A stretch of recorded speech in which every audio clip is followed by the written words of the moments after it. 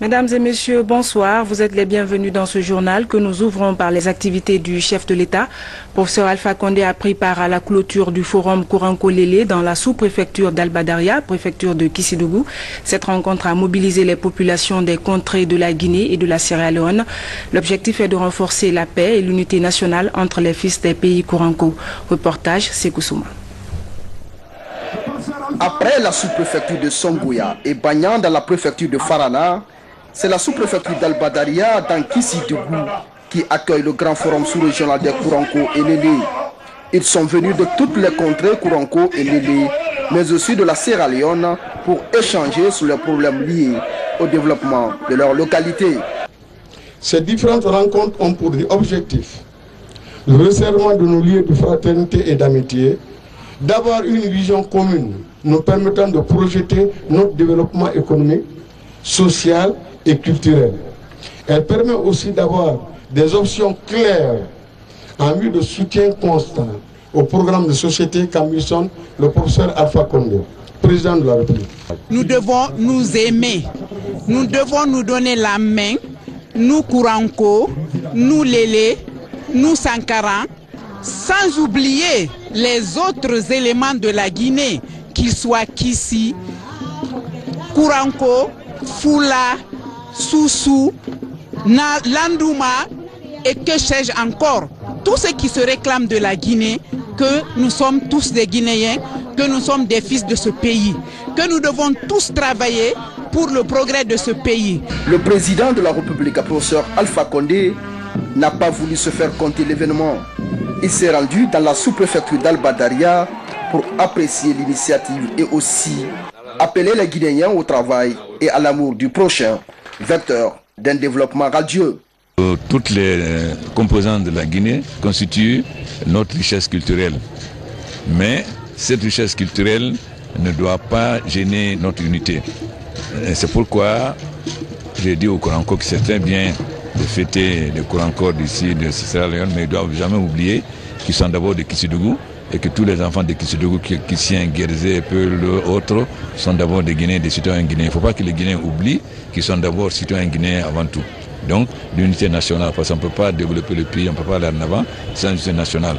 Mais nos différentes cultures constituent des richesses pour la Guinée, on doit continuer à les promouvoir, parce que si on perd une, la Guinée perd quelque chose. Pour la 3e édition de ce forum sous-régional, Albadaria a vibré au rythme de la chaleur de la communauté Kouranko et Lélé. Toute chose qui séduit le professeur Alpha Condé, qui quitte la localité, satisfait d'avoir véhiculé son message de paix et d'unité nationale. Des investisseurs chinois en charge de l'exécution du projet d'aménagement des cités de Kipé et de Lambagny étaient ce matin à Sékou-Touria. Ils ont été reçus par le président de la République, professeur Alpha Condé. Un entretien pour faire le point sur l'état d'avancement du chantier. Abdelkarim Condé nous fait le compte-rendu. C'est une équipe de Diamond Plasia conduite par le ministre de la Ville qui était venu rencontrer le président de la République, l'apporter d'amples informations sur la cité de Kipé et la nouvelle ville qui sera construite à Lambagny jusqu'à Dubreka et qui fait 2 fois la superficie de la commune de Kaloum. Le président de la République a été informé au cours de l'entretien des différentes modifications qui sont apportées dans le plan. Le chef de l'État, professeur Alpha Condé, a exigé l'indemnisation des citoyens dont les bâtiments seront touchés pendant les travaux. Nous avons parlé pratiquement d'un seul problème, la construction de la cité de Kipé et celle de Lambagny. Les différentes dispositions qui sont en train d'être prises pour que cette situation, n'est-ce pas, à l'image de ce qui a été à Kipé, soit déjà une réalité également à Lambagny. Et aujourd'hui, c'était pour confirmer les différentes modifications qui sont apportées dans le plan pour que le président même suive de près la réalisation des différentes activités qui se tiennent aujourd'hui à Lambagny. Et il a donné des recommandations fermes par rapport à l'indemnisation de la population. Et je crois que c'est des choses que nous allons faire le plus tôt que possible. Nous avons déjà remis une copie au président de la République, une copie à nos partenaires chinois et les 2 équipes, le partenaire chinois et les travailleurs du ministère de la Ville et de l'Aménagement du territoire vont s'asseoir pour essayer d'aplanir toutes les dissensions et arrêter une bonne fois le montant qui doit être payé pour la population. La Guinée is back, c'est aussi la construction. L'Assemblée nationale a adopté ce samedi à l'unanimité des députés présents la loi qui autorise la ratification par le chef de l'État du cadre d'investissement Rio Tinto. Ce projet, une fois opérationnel, pourra générer des recettes totales de plus de 7 milliards de dollars américains par an à l'État guinéen. L'opposition guinéenne, qui a suspendu sa participation aux activités de l'Assemblée nationale, n'était pas au rendez-vous. Signature d'un accord de coopération entre la Société financière internationale et la Guinée sur le crédit bail. Les documents ont été paraphés par le gouverneur de la Banque centrale et le représentant résident de la SFI. Compte rendu Boubacar Ba. Cet accord de coopération entre la Banque centrale et la Société financière internationale porte sur la mise en œuvre du projet de la deuxième facilité africaine du leasing dans le cadre du crédit bail. Un projet qui permet d'offrir aux acteurs guinéens du crédit bail l'information et la formation nécessaires pour mieux cerner les questions de financement. Il contribue également au renforcement de l'infrastructure financière et du marché financier guinéen tout en facilitant l'accès au financement des petites et moyennes entreprises. Le crédit bail finance directement l'investissement, soit en équipement, soit en immobilier, des locaux immobiliers. C'est-à-dire, nous sommes sûrs que le financement est destiné à une activité productive. Il est souple dans les conditions d'octroi. Surtout, on n'exige pas systématiquement les apports personnels ou les garanties réelles.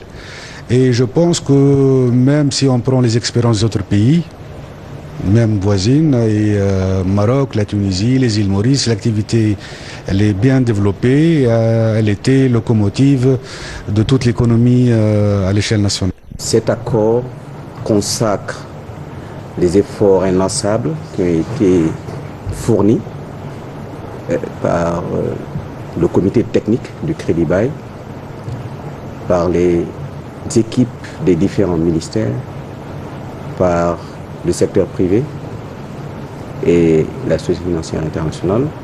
Le crédit bail ou leasing est une opération financière et commerciale par laquelle le crédit bailleur achète à la demande du crédit preneur auprès d'un fournisseur un bien en vue de le donner en location pour une durée déterminée. Chez nous, la loi sur le crédit bail a été promulguée et les textes d'application ont été signés.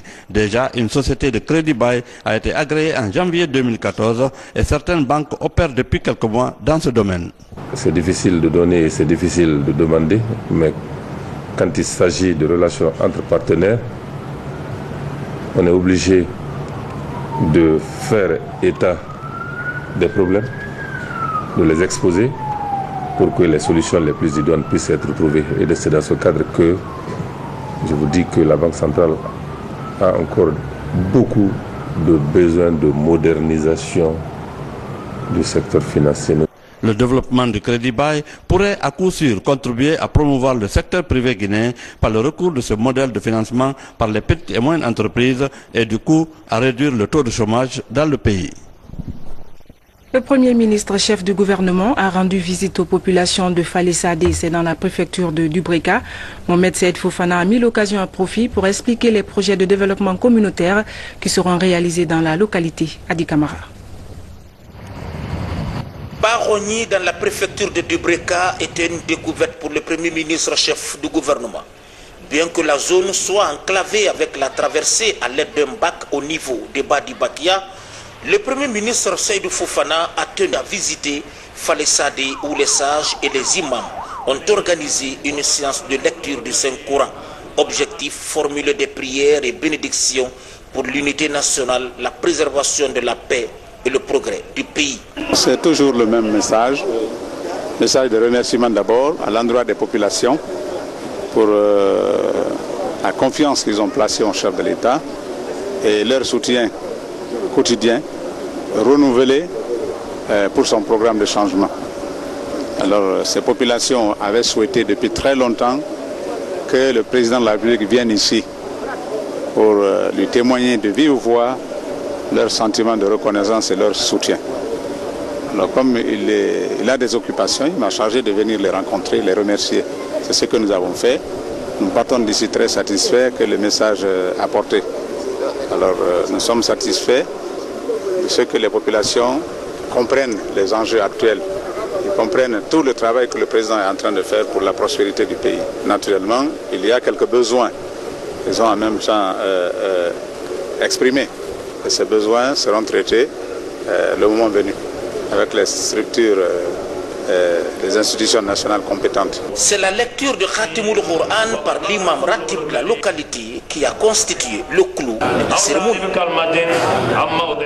Le maire central de Dakar a bouclé son séjour de travail à Conakry. Auparavant, il a rencontré les militants et sympathisants du RPG Arc-en-Ciel et les citoyens de la commune de Matam, qui ont magnifié leur soutien aux relations d'amitié entre Conakry et Dakar. Reportage Moussa Bangora. Avant de s'envoler pour son pays, le Sénégal, le maire central de Dakar était à la commune de Matam et au siège du RPG Arc-en-Ciel à Amdalaï. Dans ces deux lieux, les populations se sont mobilisées pour magnifier leur soutien aux relations d'amitié et de coopération existant entre nos deux pays. Le maire Khalifa Boubacar Sall a remercié les élus à la base avant de réitérer sa détermination à renforcer la coopération décentralisée. En 2 ans, j'ai vu des changements notables, réels, à Conakry et en Guinée. Cela rassure, cela réconforte et cela permet d'espérer. Et dans les échanges que j'ai eus avec le président Condé, j'ai senti une grande volonté, mais surtout une grande ambition pour la Guinée. Et je suis certain qu'avec la mobilisation de toutes les autorités, de toutes les populations, dans les 5 prochaines années, avec lui, la Guinée peut atteindre l'émergence. J'en suis convaincu. Ce partage d'expérience a permis aux autorités de mieux comprendre que la décentralisation est la clé de développement à la base. Je le remercie d'accepter non seulement de visiter la commune de Matam pour voir la décentralisation en Guinée, mais le RPG Arc-en-Ciel pour voir la signification politique du parti qui a fait élire l'homme, qui a présenté l'homme comme candidat. Alors vraiment, nous pensons que nos rapports de coopération se raffermiront davantage. Le Sénégal et la Guinée, c'est une légende. Des cadeaux symboliques ont été offerts à l'hôte de marque et à sa suite. Un acte de partenariat fécond entre les peuples sénégalais et guinéens. Dénouement heureux de l'incident survenu à Sigiri grâce à la médiation du gouvernement. L'on se rappelle, l'élection du maire de Sigiri avait provoqué des remous sociaux dans la cité. Une délégation gouvernementale s'est rendue dans la localité pour apaiser les tensions et rétablir l'ordre. Elle a échangé avec toutes les couches sociales de la préfecture et en appel à l'unité nationale. Reportage Mohamed Lamine Kamara. Voitures caillassées, bureaux vandalisés, c'est du moins les dégâts matériels enregistrés lors du récent événement malheureux survenu à Sigiri. Pour recoller les morceaux de ces troubles sociaux, une délégation gouvernementale est ici à Sigiri. Devant cette population engagée pour la cause du parti au pouvoir, le chef de la mission, porteur de message du président de la République, appelle les uns et les autres à renforcer le tissu social. On a demandé à la population de Sigiri la paix, le calme et surtout l'entente entre les éléments. Ce n'est pas normal que les éléments d'un même parti se prennent dans des conditions un peu difficiles. Ils attendent avec ferveur l'arrivée du président de la République pour lui montrer qu'ils sont encore les premiers militants du RPG. 2 jeunes hommes ont été victimes de bastonnades par des individus en cavale, ce qui était d'ailleurs la cause du soulèvement. Des dispositions sont en train d'être prises pour faire la lumière sur ces actes. Personne n'est au-dessus de la loi. Je leur ai promis, ceux qui ont fait ces actes seront poursuivis par la loi et condamnés par la même loi. Ici, chez les sages, la délégation a mis l'occasion à profit pour demander leur implication dans la sensibilisation des populations pour que la paix règne à Sigiri. Elle a ensuite rendu visite aux jeunes blessés ici à l'hôpital préfectoral. Le dossier des crimes perpétrés en Guinée a été présenté aux parlementaires par la Fédération internationale des ligues de droits de l'homme. Ces organisations veulent des éclaircissements sur les drames commis dans notre pays afin de situer les responsabilités. Compte rendu, Robert Siditolno. La Fédération internationale des ligues des droits de l'homme à l'Assemblée nationale guinéenne. Il était question pour la FDH d'exposer à l'institution parlementaire les différents résultats recueillis sur le terrain concernant les crimes perpétrés dans le pays. Le cas de la répression du 28 septembre 2009 au stade du même nom a été largement échangé. La FDH compte sur l'implication du Parlement pour l'accélération du dossier en vue de situer les responsabilités dans ces crimes. On effectue une mission officielle de haut niveau en Guinée, à Conakry, pour rencontrer les autorités, pour rencontrer également les associations de défense des droits humains et les associations de victimes, surtout des massacres du 28 septembre, sur la lutte contre l'impunité dans le cadre de la construction d'un état de droit. La lutte contre l'impunité préoccupe les autorités. Dans cette optique, l'Assemblée salue la démarche de la FDH et entend œuvrer aux côtés de l'organisation pour le renforcement du tissu social. Il faudrait dans un premier temps recréer la confiance pour qu'on puisse se réconcilier et avoir une même conscience nationale. Même s'il y a des disparités d'ordre culturel, ce n'est pas grave. Tous les peuples qui sont grands aujourd'hui ont connu ces controverses-là, ont connu ces violences-là, ces violences extrêmes. Mais, comme je viens de le dire, il faut rechercher dans tout cela, qu'est-ce qui peut nous permettre de dépasser le cap de ces massacres. Un film sur les massacres du 28 septembre réalisé par le journaliste français Horaci Garcia Marti au compte de la FDH a été remis aux parlementaires pour leur propre information. Et puis un conflit judiciaire oppose le gouverneur de Conakry à la Chambre nationale des huissiers. Les discussions achoppent autour de l'exécution des décisions de justice. À l'origine, l'expulsion ici à Conakry d'une quinzaine de citoyens aurait motivé le gouverneur à suspendre l'exécution des décisions de justice par une note circulaire. Les précisions avec Mamadi Ternan Kamisoko.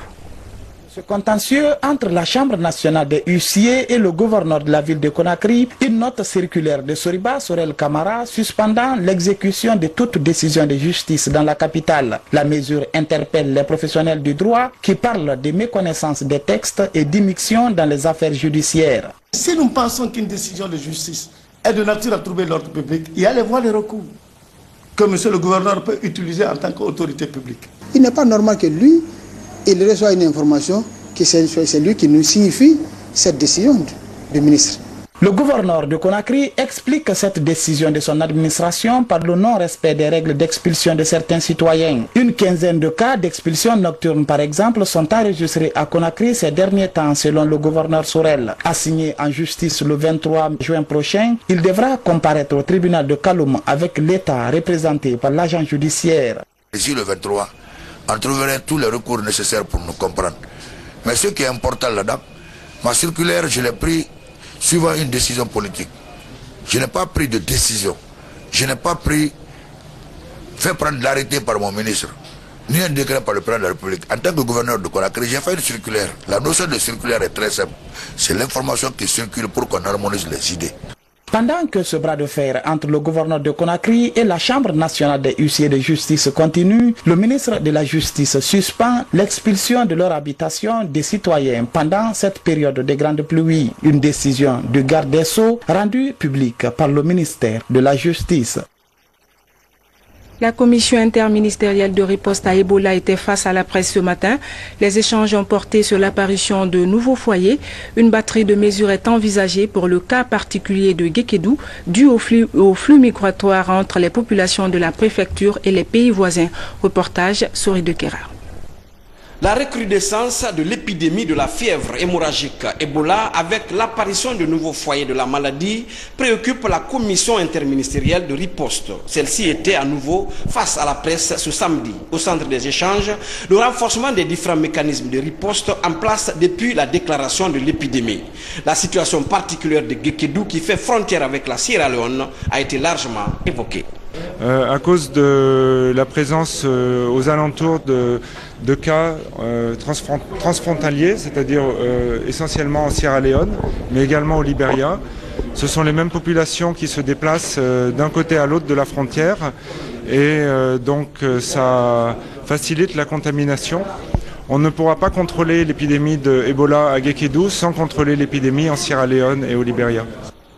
Au regard du rôle capital que jouent les médias dans la sensibilisation de la population, la commission interministérielle de riposte à Ebola souhaite une implication beaucoup plus accrue de la presse pour venir à bout de la maladie. Elle est ainsi invitée à donner des informations vérifiées et en toute responsabilité. À Kouroussa, j'avoue, la situation elle est maîtrisée. Il n'y a pas, je vous ai dit, l'articulation qui a été faite la dernière fois par la direction préfectorale de la santé n'était vraiment pas, ne reflétait pas la réalité.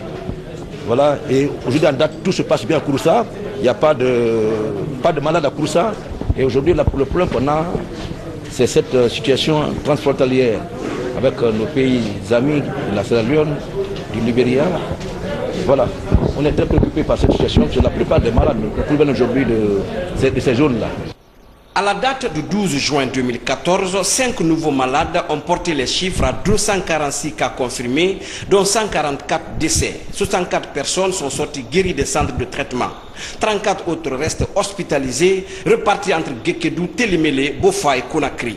Pour mieux coordonner la riposte à l'épidémie à l'échelle sous-régionale, une conférence des ministres de la Santé et de la Mano-River Union se tient à Conakry le vendredi prochain. L'implication des pharmaciens dans la lutte contre les maladies à potentiel épidémique, c'est sous ce thème que le département pharmacie de l'université Gamal Abdel Nasser de Conakry a tenu sa deuxième journée scientifique. La cérémonie a eu pour cadre le CHU de Donka. Des professionnels de santé et représentants du gouvernement ont pris part à la rencontre à Biptiam. Lutter contre les maladies à potentiel épidémique comme le paludisme, la méningite, le choléra et la fièvre Ebola, tel est l'enjeu de cette deuxième journée scientifique. Un cadre de réflexion voulu par le département de pharmacie de l'université Gamal Abdel Nasser de Conakry. Cette rencontre nous offre l'occasion d'examiner le chemin que nous avons parcouru ensemble en termes de lutte contre les maladies à potentiel endémique et singulièrement contre ce virus sauvage à Ebola, responsable de la fièvre hémorragique qui a endeuillé plus d'un Guinéen, et d'apprécier les résultats obtenus afin de prendre des décisions qui s'imposent, au nombre desquelles l'amélioration de nos performances pour atteindre les objectifs que nous sommes fixés. C'est un combat qui est engagé par le ministère de la Santé, par l'ensemble des populations guinéennes, par l'ensemble des scientifiques que vous êtes, contre une maladie qui s'appelle la fièvre hémorragique Ebola. Dans la prévention comme dans la riposte contre les épidémies, l'implication des pharmaciens est vue comme une nécessité. Dans ce débat scientifique, ces professionnels de santé entendent démontrer le rôle qui est le leur. On va d'abord faire état des résultats de certaines recherches et on va partager ça avec les autres chercheurs qui sont venus, et puis on va tirer une conclusion à mettre à la disposition de la population. À travers un bref aperçu des actions du gouvernement et de ses partenaires, le public s'est largement imprégné des réalités de la fièvre hémorragique Ebola, une épidémie à bout de souffle dans le pays. Restons à l'hôpital Donka où un incendie d'origine inconnue s'est déclaré dans la soirée d'hier. Le drame a touché le bloc administratif. Des médicaments et équipements sont partis en fumée. Des documents stratégiques élaborés durant des années ont aussi été consumés par les flammes. La directrice générale de l'hôpital tire la sonnette d'alarme et demande l'appui des bonnes volontés. Le constat est fait par Sori Dukera.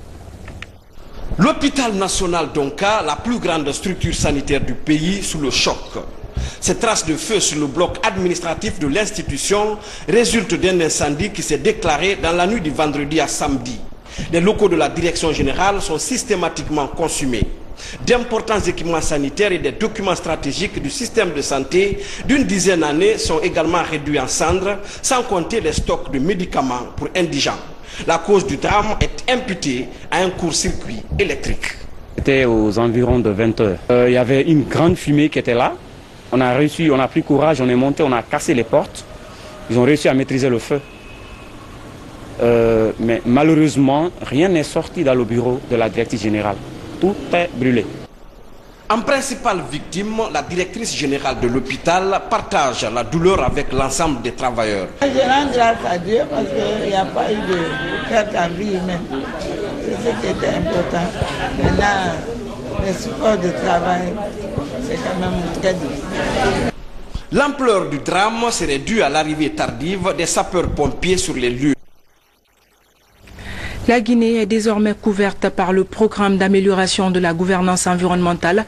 Ce programme vise à améliorer les conditions de vie des populations et favoriser une gestion concertée et durable des ressources en eau. Un atelier s'est tenu récemment à Cancan pour élaborer le plan d'action 2014-2017. Reportage Ansoumane Toumani Camara. Le bassin du fleuve Niger couvre une superficie de plus de 2 millions de kilomètres carrés.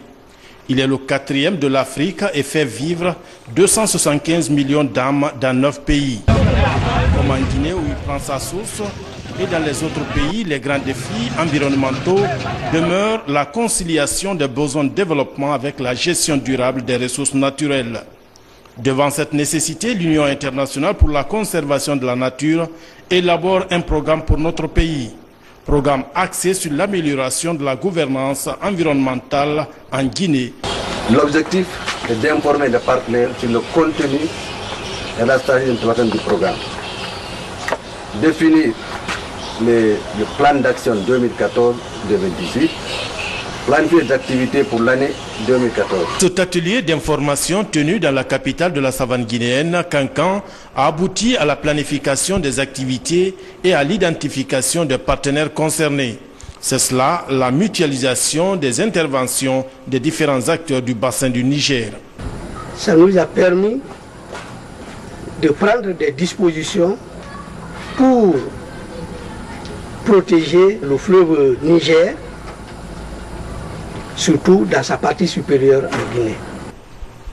Les activités ainsi planifiées pour les 4 ans à venir devront améliorer les conditions de vie des populations du bassin du Haut-Niger en Guinée. La finalité est de doter la Guinée d'un solide cadre de politique environnementale avec la participation de toutes les composantes de la vie de la nation. C'est un contingent d'une 60aine de cadres gouvernementaux, de syndicalistes et de grands patrons guinéens qui ont débarqué à Genève pour participer à la 103e session de la Conférence internationale du travail. Au cours de ces travaux, les différentes questions ont été discutées et négociées pour identifier les priorités du monde du travail. Reportage Fodé Bangali Fofana. Parmi ce beau monde de personnalités invitées à cette session de la 103e conférence internationale du travail ici à Genève, Organisation internationale des employeurs, une forte délégation guinéenne, conduite par le ministre de l'enseignement technique, de la formation professionnelle et de l'emploi, parrain du Conseil national du patronat guinéen. Cette délégation comprenait son homologue ministre de la fonction publique, de la réforme de l'État et de la modernisation de l'administration, Sékou Kourouma, des délégués du Conseil national du patronat guinéen et des centrales syndicales. Il y a un patronat par pays et la Guinée, heureusement, a un patronat qui est tout à fait à jour sur le plan international. Il était important de faire savoir à l'équipe que nous devons aller vers l'union pour que nous ayons un patronat digne de nom, représentative sur le plan national et international. Fructueuse participation de la délégation guinéenne à cette 103e session de la Conférence internationale du travail, elle a permis à notre pays d'obtenir une place au Conseil du Bureau international du travail. Et il reste important que l'ensemble des opérateurs et l'ensemble des employeurs de Guinée s'unissent pour avoir enfin un patronat digne, représentatif sur le plan national et international. Vice-président exécutif du Conseil national du patronat guinéen depuis février dernier, le PDG des entreprises guittaires et président du groupement des entreprises routières de Guinée s'est fixé pour objectif d'œuvrer au rayonnement du patronat guinéen dans sa diversité et son union. Le président de la République s'est rendu ce matin à Kamayenne dans la famille Traoré. Professeur Alpha Condé est allé présenter ses condoléances les plus attristées suite au décès de son caméraman particulier Nana Modou Traoré, affectueusement appelé Doudou. Commentaire Sanassi Keita. Nanamoudou Traoré, communément appelé Doudou, est né le 21 février 1967 à Sigiri. Ses fidèles compagnons du président de la République depuis plusieurs années a tiré sa révérence jeudi dernier à la clinique Pasteur des suites d'un arrêt cardiaque alors qu'il était en plein tournage derrière le chef de l'État. Et c'est ici, sur cet espace culturel et sportif appelé Blue Zone, que Doudou a eu un malaise après avoir fait cette dernière prise de vue que vous voyez. Toujours sous le choc de cette triste disparition de Nanamoudou Traoré, le président de la République s'est rendu aujourd'hui à la maison mortuaire pour présenter ses condoléances les plus attristées à la famille éplorée et partager avec elle les douleurs qui l'affligent. Bintou Diabaté, l'épouse de l'illustre disparu, qui a l'habitude de toujours voir le président de la République dans les mouvements avec son époux, a manifesté un sentiment de tristesse de voir cette fois-ci Professeur Alpha Condé sans son mari, Nanamoudou Traoré. Doudou, mon cher cadreur, qui m'a toujours donné de belles images et fidèle compagnon du président de la République, que Dieu, le Tout-Puissant, le Clément et Miséricordieux, t'accorde son paradis.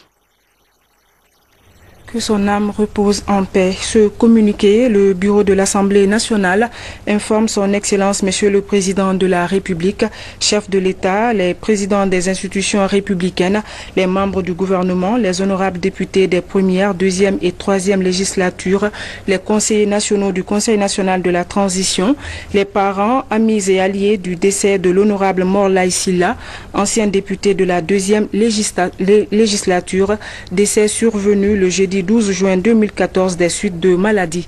Le corps de l'illustre disparu sera exposé dans la salle des congrès du Palais du Peuple le lundi 16 juin à partir de 9 h, suivi de son enterrement à Kindia. Que l'âme de notre regretté Morlaye Sylla repose en paix. Amen. Et puis l'actualité sportive, c'est la Coupe du Monde qui se joue actuellement au Brésil. Au compte de cette troisième journée, vous avez suivi à la première heure, la Colombie a disposé de la Grèce sur un score de 3 buts à 0. Au cours de la deuxième heure, le Costa Rica a créé la première surprise de cette compétition en battant l'Uruguay 3 buts à 1. Toujours ce samedi à 22 h, vous aurez Italie-Angleterre, un choc européen en perspective. Et puis à 1 h du matin, la Côte d'Ivoire sera face au Japon. C'est dans la poule C, 2 représentants africains sur scène après le Cameroun qui a perdu vendredi. Bon vent aux équipes africaines. Voilà, mesdames et messieurs, c'est la fin de cette édition. Merci à vous de l'avoir suivi. Bonsoir et à demain.